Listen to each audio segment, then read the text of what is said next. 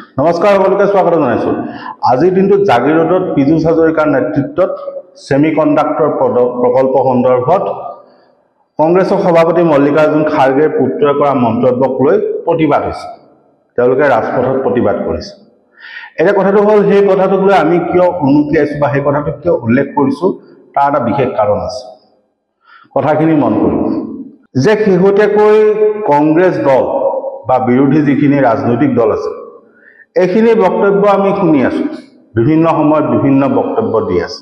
সেই বক্তব্যখিনিক যদি আমি ফহিয়াই চাওঁ বা সেইখিনিক যদি আমি এনালাইচিছ কৰি চাওঁ, বিশ্লেষণ কৰি চাওঁ, তেতিয়া এটা কথা মন কৰিব যে মুখ্যমন্ত্ৰী হিমন্ত বিশ্ব শৰ্মাই যেনেকৈ বিচাৰিছে তেনেকৈ তেওঁলোকে কথা কৈ গৈ আছে।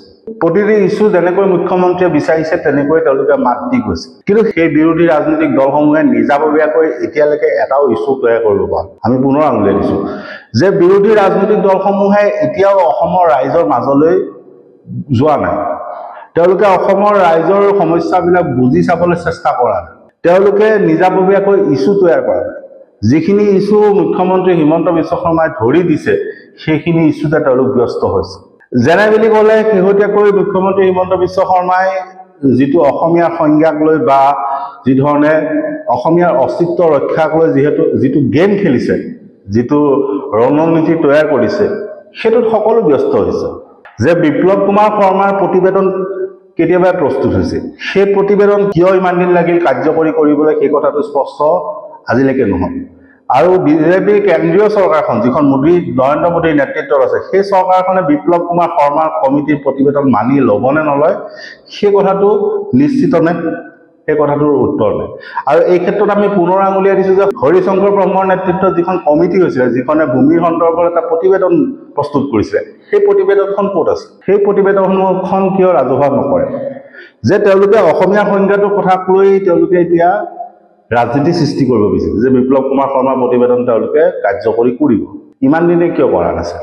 সেইটো প্ৰথম কথা। কথাটো হ'ল যে মন কৰিব, তেওঁলোকে যেনেকৈ বিচাৰিছে তেনেকৈ হৈছে কথাবিলাক। যে এই মুহূৰ্তত বিজেপিৰ বিৰুদ্ধে এটা প্ৰতিষ্ঠান বিৰোধী ঢৌ আছে, আৰু সেই ঢৌৰ মাজতে বিপ্লৱ কুমাৰ শৰ্মাৰ প্ৰতিবেদন ৰাজহুৱা কৰিবলৈ চৰকাৰে সিদ্ধান্ত লৈছে আৰু তাক লৈ আছু আলোচনাত বহিছে। অৰ্থাৎ বিজেপিৰ উদ্ধাৰ অভিযানটো ঠিকে থাকে হৈ গ'ল। তেওঁলোকক এইটো প্ৰশ্ন কৰা নহ'ল যে হৰিশংকৰ ব্ৰহ্মৰ প্ৰতিবেদনটো কিয় ৰাজহুৱা নকৰে? ভূমি সন্দৰ্ভত হৰিশংকৰ ব্ৰহ্মই যি প্ৰতিবেদন দিছিলে সেই কথাটো কিয় ৰাজহুৱা নকৰে? আৰু আজিও গৌৰৱ গগৈৰ মুখত সেই অসমীয়া সংজ্ঞাৰ কথাটোৱেই চলি আছে, কিন্তু তেওঁ হৰিশংকৰ ব্ৰহ্মৰ প্ৰতিবেদনৰ কথাটো ক'বলৈ পৰা নাই।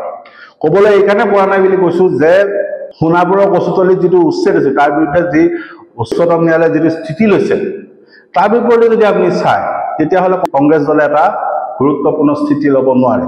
তেওঁলোকে এদিন প্ৰতিনিধি দল তালৈ গৈছে, কিন্তু কংগ্ৰেছ দলে সেই উচ্ছেদৰ বিৰুদ্ধে এটা ধাৰাবাহিক প্ৰতিবাদ কাৰ্যসূচী ল'ব পাৰিলে। যদি মন্ত্ৰী পীযুষ হাজৰিকাই জাগিৰোডৰ ৰাজপথত প্ৰতিবাদ কৰিব পাৰে, তেনেহ'লে কংগ্ৰেছে কিয় নোৱাৰে? কংগ্ৰেছে সেই উচ্ছেদৰ সন্দৰ্ভত কিয় প্ৰতিবাদ কৰিব নোৱাৰে? যে বাৰে বাৰে এনেদৰে উচ্ছেদ কৰা হয়, উচ্ছেদ কৰাৰ পাছত ন্যায়ালয় ৰোষত কৰে চৰকাৰ, আৰু তাৰ পাছত চৰকাৰে তেওঁলোকক ক্ষতিপূৰণ দিয়ে। সেই ক্ষতিপূৰণ যে দি আছে, সেই ক্ষতিপূৰণ কোনে দি আছে? ৰাইজে দি আছে। অৰ্থাৎ জৰিমনাটো কোনে ভৰিছে? ৰাইজে ভৰিছে, চৰকাৰে নভৰে। যে যি ক্ষতিপূৰণ দিয়া হয় সেইখিনি ৰাজকোষৰ পৰা দিয়া হয়, সেইখিনি ৰাইজে দিবলগীয়া হয়। এই যে প্ৰতিবাৰে উচ্ছেদ কৰে, প্ৰতিবাৰে যে বুলডোজাৰ চলোৱা হয়, তাৰ পাছত কি হয়? তাৰ পিছত ন্যায়ালয়ে তাৰ ওপৰত কঠোৰ ব্যৱস্থা লয়। যিটো ঘটনা বটদ্ৰৱাত সংঘটিত হৈছিলে সেইটো একে ধৰণৰ ঘটনা, যিটো ঘটনা গৰুকুটিত সংঘটিত হৈছিল একেই ঘটনা, সোণাপুৰত যিটো সংঘটিত হৈছে একেই ঘটনা, শিলাকত যিটো সংঘটিত হৈছে একেই ঘটনা। কিন্তু সেই ক্ষেত্ৰত এই বিৰোধী ৰাজনৈতিক দলসমূহৰ কোনো স্থিতি নাই। তেওঁলোকে এদিন খবৰ ল'বলৈ গৈছে, মাত লগাব গৈছে। যেনেকৈ আলহীয়ে খবৰ ল'বলৈ যায়, মাত লগাবলৈ যায়, তেনেকৈ তেওঁলোকে মাত লগাব গৈছে। অৰ্থাৎ অসমৰ মানুহখিনি তেওঁলোকৰ বাবে আলহীৰ খবৰ ল'ব গৈছে, আৰু আলহী বেমাৰ হৈছে খবৰ ল'ব গৈছে। গতিকে স্থিতিটো এনেকুৱা। আৰু তেওঁলোকে কোনো ধৰণৰ ইছ্যু এতিয়ালৈকে তৈয়াৰ কৰিব পৰা নাই। যে ইখনৰ পাছত সিখন নটিফিকেশ্যন, ইখনৰ পাছত সিখন জাননী আমি ৰাজহুৱা কৰিছো, কেনেদৰে অসমত ব্যাপক হাৰত বনাঞ্চল ধ্বংস কৰা হৈছে, কেনেদৰে অসম চৰকাৰে সকলো নীতি নিয়ম ভংগ কৰি কেনেকৈ বনাঞ্চল ধ্বংস কৰিছে, কেনেকৈ অসমত জলবায়ু পৰিৱৰ্তনৰ ফলত এতিয়া ভয়াৱহ পৰিস্থিতিৰ সৃষ্টি হৈছে, এই কথাখিনি আমি ৰাজহুৱা কৰিছো। কিন্তু সেইটোক আজিলৈকে ইছ্যু নকৰিলে। শেহতীয়া আৰু এটা খবৰ দিওঁ যে শিৱসাগৰৰ গেলেকীত যি আৰক্ষী বেটেলিয়ান নিৰ্মাণ কৰি থকা হৈছে, সেই সন্দৰ্ভত যিগৰাকী সেই সময়ৰ বন বিষয়া শীৰ্ষতম বন বিষয়া বৰ্তমানো তেওঁ কৰ্মৰত MK যাদৱৰ বিৰুদ্ধে এতিয়া জাননী প্ৰেৰণ কৰিছে কেন্দ্ৰীয় চৰকাৰৰ বন বিভাগ সেইখন বিজেপি চৰকাৰৰ কেন্দ্ৰীয় চৰকাৰখনৰ বন বিভাগে এতিয়া MK যাদৱৰ বিৰুদ্ধে জাননী প্ৰেৰণ কৰিছে যে গেলেকীত কেনেকৈ বনাঞ্চল ধ্বংস কৰি সেই বেটেলিয়ন নিৰ্মাণ কৰা উদাহৰণ 2টো খুব লাজ লগা যে অসমত ব্যাগুম ৰাজনৈতিক দল আছে বিৰোধী ৰাজনৈতিক দল আছে আৰু তেওঁলোকে হোটেল লিলিত মিটিং কৰি খুব ভাল পায় ডাঙৰ নেতা আছে যি প্ৰশাসন তেওঁলোকৰ হাতত দিব লাগে বুলি কয় সেই নেতাই কিন্তু এই কথাবিলাক দেখা নাপায় আৰু দেখা নোপোৱাৰ পাছত খুদ গুৱাহাটীৰ মালিগাঁৱৰ যিগৰাকী ভাৰতীয় ৰেলৱে যিগৰাকী শীৰ্ষ বিষয়া আছে যিগৰাকী প্ৰিন্সিপাল ইঞ্জিনিয়াৰ আছে শীৰ্ষ ইঞ্জিনিয়াৰ যিগৰাকী আছে তেওঁ অসম চৰকাৰৰ বন বিভাগলৈ আজিৰ পৰা প্ৰায় 5 মাহ পূৰ্বে এখন পত্ৰ প্ৰেৰণ কৰিছে সেই পত্ৰখনৰ উত্তৰ কিন্তু আজিলৈকে চৰকাৰে নিদিলে এতিয়া সেই বিশেষ পত্ৰখনত কি লিখা আছে বিশেষ পত্ৰখনত তেওঁ স্পষ্টভাৱে জনাইছিল যে মালিগাঁৱৰ যিখন গোশালা পাহাৰ আছে সেই পাহাৰখনত নিশা অবৈধ খনন হয় তাত ডাম্পাৰ চলে তাত অবৈধ খনন চলি আছে আৰু সেই কথা দেখা পাই সেইগৰাকী শীৰ্ষ ৰেলৱে বিষয়াই অসম চৰকাৰ বন বিভাগক পত্ৰ প্ৰেৰণ কৰিছে কিন্তু সেই কথা দেখা নাপায় অসমৰ কোনো জাতীয় সংগঠন অসমৰ কোনো ৰাজনৈতিক নেতা আৰু সেইবাবে আমি কৈছো যে তেওঁলোকৰ বাবে ৰাইজ এতিয়া আলহী যে ৰাইজৰ সমস্যাবিলাক তেওঁলোকে দেখা নাপায় যিগৰাকী উত্তৰ পূব সীমান্ত ৰেলৱে শীৰ্ষ বিষয়া আছে তেওঁ যিটো কথা দেখা পায় তেওঁ পত্ৰ প্ৰেৰণ কৰিলে সেই কথাটো লাজ লগা ধৰণে কোনো মাত নামাতিলে কোনেও দেখা নাপায় গতিকে এনেকৈ চলিছে বিৰোধী ৰাজনৈতিক দল আৰু তাৰ ফলত কি হৈছে তাৰ ফলত এইটো হৈছে যে যুৱ প্ৰজন্মৰ মাজতো তেওঁলোকে জনপ্ৰিয়তা হেৰুৱাইছে আৰু এই ক্ষেত্ৰত আটাইতকৈ লক্ষণীয় কথাটো হ'ল যে জাতীয়তাবাদী দল হিচাপে